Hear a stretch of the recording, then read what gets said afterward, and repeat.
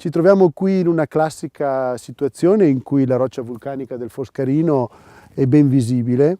È un tipo di roccia molto friabile che si spacca, si rompe e si trasforma in terra. Questa terra è molto ricca di minerali, è ricca di elementi che poi vanno a contribuire al bouquet dei vini, e questa è una cosa assolutamente ripetibile, perché è questa la vera enologia secondo noi.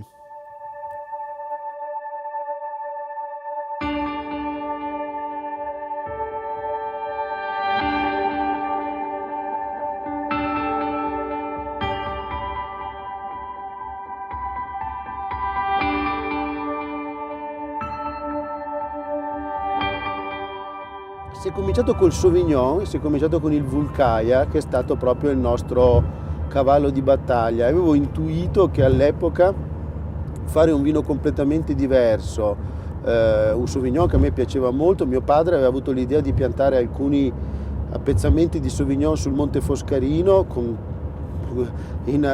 un'attitudine assolutamente contraria a quella che era la percezione generale, che un vino così non sarebbe mai potuto funzionare. Pensate che uno dei maggiori amici disse 6 mesi e dovete levare quelle vigne. In realtà è stato un successo, perché poi io ho pensato ad un marchio, appunto Vulcaia, e il fatto che questo sarebbe stato l'unico Sauvignon sul terreno vulcanico del Soave classico, e avevamo capito che con tutta probabilità avremmo avuto degli ottimi risultati, perché caratteristiche del territorio, la mineralità, il tufo, la lava, ad un vitigno come il Sauvignon non potevano che fare bene.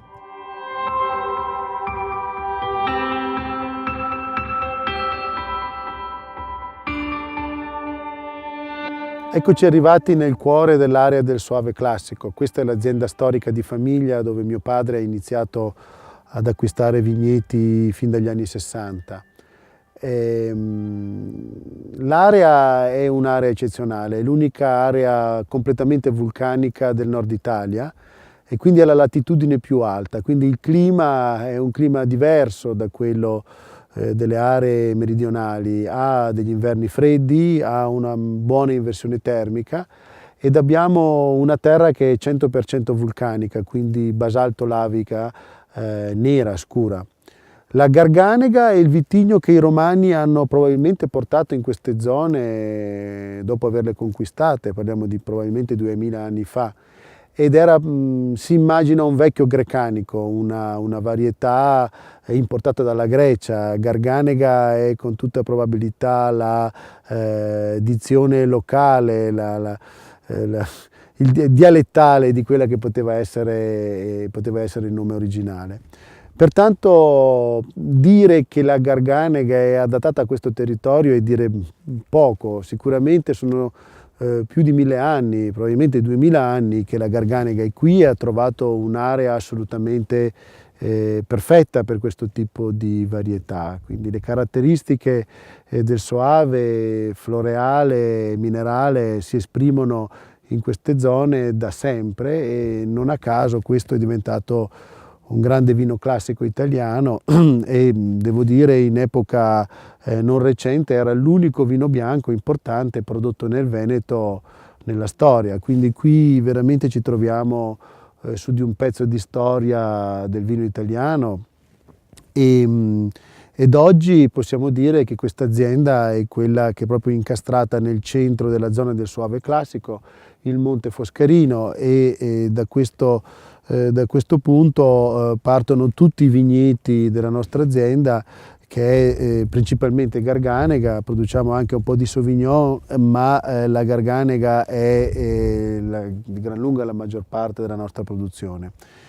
I vigneti hanno più di 30 anni, sono delle pergole che noi abbiamo voluto restaurare negli anni, a partire adesso dagli anni 90, e abbiamo ottenuto oggi dei vigneti con un'età media decisamente elevata, e questo ci porta a produrre dei vini chiaramente complessi, lunghi, multidimensionali, che sono quelli che danno la possibilità a chi beve di avere delle emozioni. I 3 vini sono il Vin Soave, i vigneti di Foscarino, che è la selezione delle vigne più vecchie, e il vigneto Dulot, che è un vigneto singolo che abbiamo introdotto a metà degli anni 90.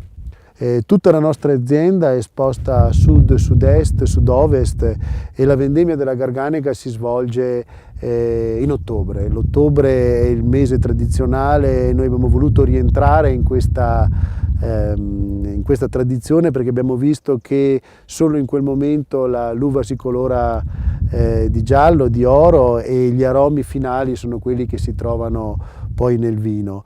Gli aromi sono assolutamente unici: la camomilla, il sambuco, l'iris, e poi ovviamente questi vini, quando riescono ad invecchiare, un Soave può invecchiare decisamente bene, evolvono verso il miele dei fiori compositivi, quindi è una cosa assolutamente interessante vedere come il Soave dopo qualche anno possa esprimere delle note molto molto complesse, molto evolute. Per fare questo, secondo me, è anche importante fermentare e mantenere per un certo periodo il Soave in legno di rovere.